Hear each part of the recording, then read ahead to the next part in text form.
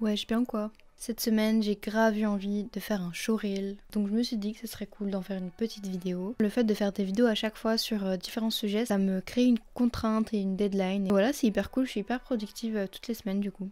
Rapidement, pour vous expliquer un petit peu ce que c'est, un showreel, ça permet de montrer l'étendue de son travail, c'est un portfolio en fait. Ça permet d'illustrer vos compétences et votre savoir-faire.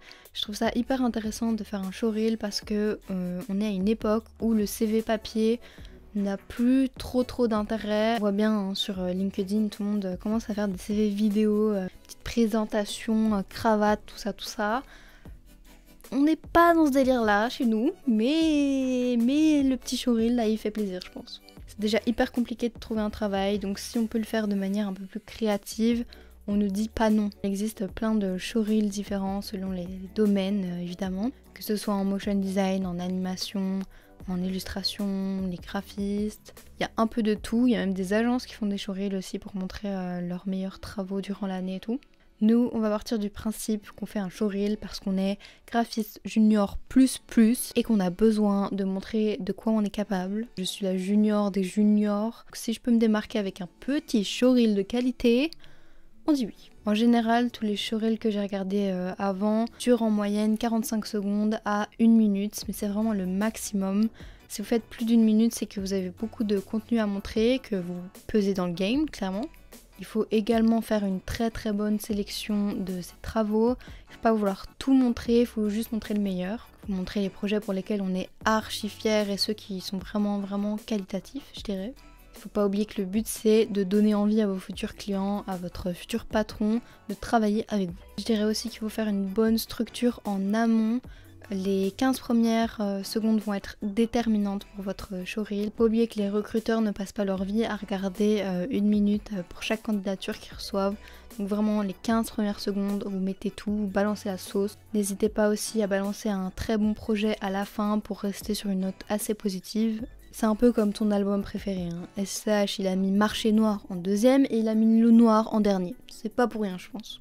Aussi, il y a énormément de gens qui disent qu'il faut faire une sélection de sa spécialisation.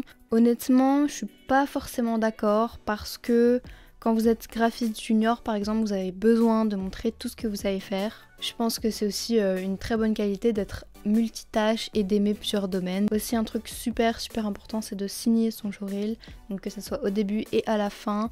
À la fin, privilégiez vos informations de contact, votre adresse email ou votre site web par exemple. C'est hyper important de savoir qui a fait ce magnifique showreel, purée, waouh. Dans un premier temps, je vais tout simplement vous montrer le résultat final. Je vous montre ce que ça donne avant même de l'avoir fait, donc j'espère que j'ai réussi à faire un truc sympa.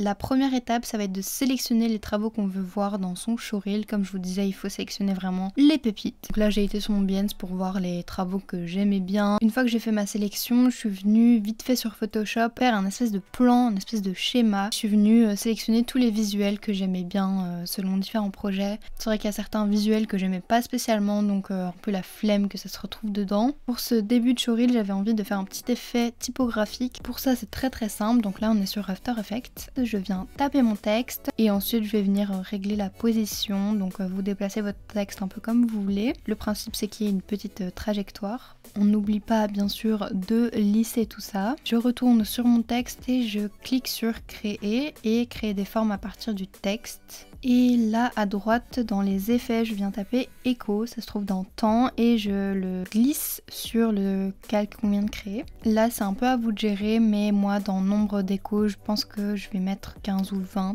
Et puis là clairement c'est un peu la partie fun où vous pouvez régler les couleurs, les contours aussi. Moi j'ai décidé de mettre un contour pour l'écho, j'ai pas envie que ça soit des lettres pleines. Dans opérateur je viens mettre combinaison en avant pour que ce soit le mot qui apparaisse en premier. Et ensuite je viens copier mon texte de base et j'ai mis une couleur de fond pour que ça ressorte bien. Dans un premier temps ce que je vais venir mettre c'est mon logo animé, donc ça c'est un truc que j'avais déjà fait au préalable. Puis je place mon effet de typographie pour qu'on sache directement de quoi on a à faire. Et ensuite je vais venir travailler mon premier projet, donc le Plasticarium qu'on a fait ensemble dans une précédente vidéo d'ailleurs. Je pars du principe que je vais faire quelque chose d'assez simple au niveau du motion design. On va faire un vrai travail de synchronisation de la musique. Ensuite je place mes affiches et j'ai décidé de mettre le fond vert parce que je trouve qu'il rend super bien avec les petites affiches. Là j'ai un peu avancé tout doucement, je suis venue placer mon affiche, mon mock-up d'affiche. J'utilise aussi un effet qui s'appelle la juxtaposition directionnelle. Pour ça je vais sur mon projet, je crée une pré-composition avec mes deux calques. Ensuite je vais dans composition, paramètres de composition et là je recadre tout autour de mes deux éléments. Je laisse une petite marge pour pas que mes éléments soient trop collés entre eux. Ensuite sur ma précomposition je fais effet esthétique juxtaposition directionnelle. Je gère la hauteur en sortie, ce qui va me permettre de dupliquer verticalement mes éléments. Et si je veux le faire à l'horizontale, je fais largeur en sortie. Je crée une première clé au tout début à la position initiale. Et ensuite à la fin de mon calque je crée une autre position en avançant. Au plus le nombre est élevé, au plus ça ira vite bien sûr.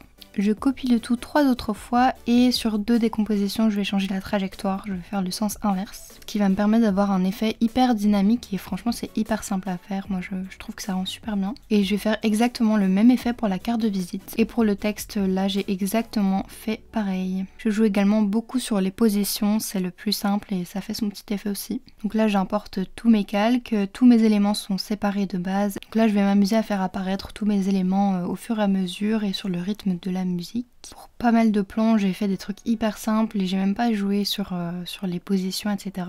J'ai juste fait apparaître mes éléments au fur et à mesure, comme c'est le cas pour mes éléments graphiques ici. Donc là j'ai juste dû séparer tous mes éléments sur différents calques. Ce qui rend aussi super bien sur ce plan là, je trouve que c'est la transition entre les deux plans. Et j'ai juste joué sur la position pour que les deux plans se suivent directement. C'est un truc que j'ai utilisé pas mal dans mon showreel, que ce soit pour le motion design ou aussi pour les éléments graphiques de mon identité personnelle. Pour l'animation j'ai juste pris les plans qui me semblaient les plus intéressants, j'ai fait correspondre ça à la musique.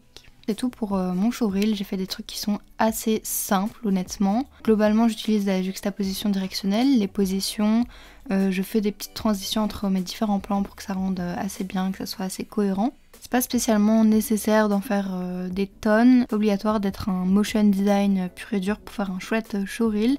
La preuve, j'utilise 2-3 petits effets et c'est tout. Je suis assez contente honnêtement, j'ai fait ce projet en 2 jours je pense. Ça m'a pris beaucoup de temps, je pense que c'est la vidéo la plus sportive que j'ai jamais faite sur ma chaîne pour l'instant.